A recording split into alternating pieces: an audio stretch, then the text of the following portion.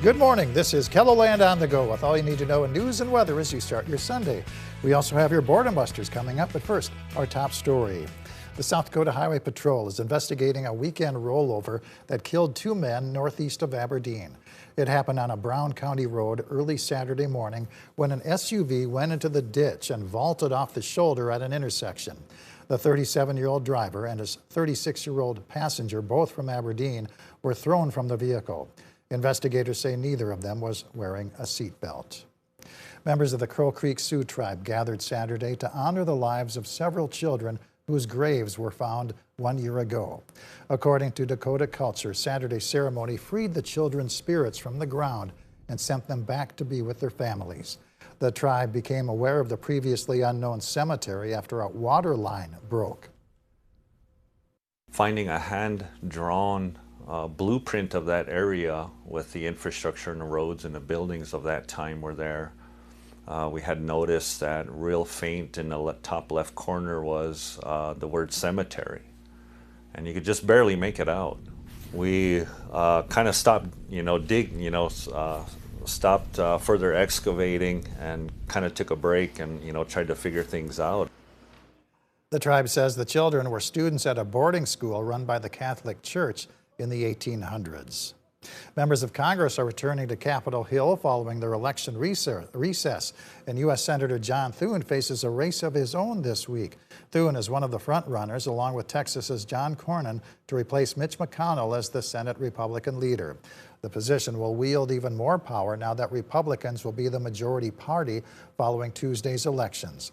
A secret ballot will take place among the senators on Wednesday.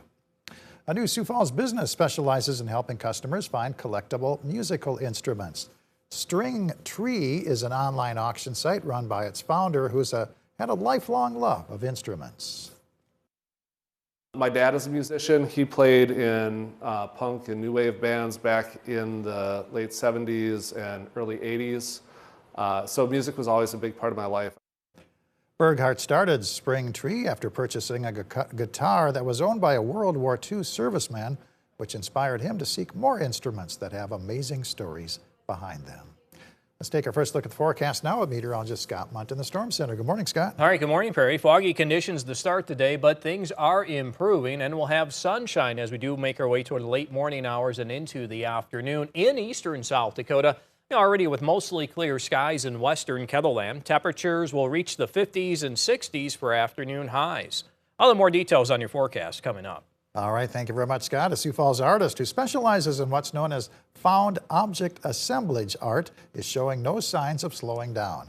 Brad Giebink was a student of famed artist Oscar Howe at USD and also studied geology and engineering at South Dakota Mines, laying the foundation for the artist that he is today. Giebink has discovered everything from rail spikes and stoneware to milling balls and rare coins, and says he probably won't use 95% of what he's found over the decades. Especially if I keep moving it around, It used to be here for 10 years, now it's not. And where did I put it? Of course, then again, that search leads to other, look at that. In tonight's Eye on KELOLAND, we'll show you more of the countless items Giebink has unearthed over the years, what he's created, and explain how his unique style of art is bringing him closer to his son. Be sure to watch tonight at 10. It is the final day of the Dakota Angler Ice Institute at the Sioux Falls Convention Center. The Ice Institute includes tips from experts, plus portable and permanent ice shacks, augers, electronics, plus jigs and lures. The hours are 10 a.m. to 3 p.m. Admission is $7. Military veterans get $2 off the price of admission. The Dakota Wind Quintet performs a chamber music concert on the campus of Augustana University in Sioux Falls. The concert is at 1 p.m. in the Hamry Recital Hall. Tickets are $10. Open skating has returned to the Shields Iceplex in Sioux Falls. The session runs from 1 to 3 p.m. Admission is $9 for adults, $7 for children, and skate rentals are $4. Movies playing at the Historic State Theater in downtown Sioux Falls include We Live in Time and Dee Dee, both rated R, and Mulan, rated G. And enjoy a doubleheader of pro football action on KELOLAND TV. CBS Sports coverage begins at 11 a.m. Central Time with the NFL Today. Then the Denver Broncos take on the Kansas City Chiefs at noon.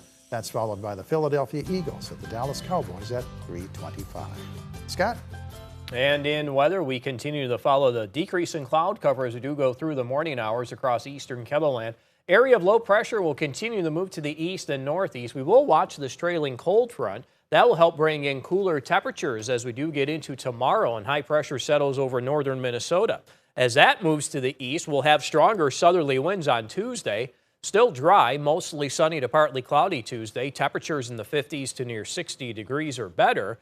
For central and western South Dakota, I do expect temperatures in the 60s. Cold front comes in midweek. Chance for some showers, mainly during the morning in eastern South Dakota, Minnesota, and northwestern Iowa. Once that leaves, it looks like we'll have dry skies Thursday, Friday, and probably lasting through next weekend. You can see our winds as we do make our way into Tuesday from the south. Some of these wind gusts 30 to 40 miles per hour in central and south central South Dakota. They do change direction behind that front Wednesday that brings the rain across eastern and southeastern Kettleland. Once that moves through, it still looks like temperatures will be above average, and we're not too worried about snowfall over the next week and a half, as all that will fall to our west and to our north, though it is trying to give us something here across the hills, maybe late in the forecast. Our numbers for today looks like we'll eventually reach the 50s and 60s. Best chance to see the 60-degree weather is found across western South Dakota. Tonight, temperatures fall to the 20s and 30s, and for tomorrow, it will be a cool day, but will warm again by Tuesday. And you can always check the details of the 7-day forecast while you're here online. Have a great day.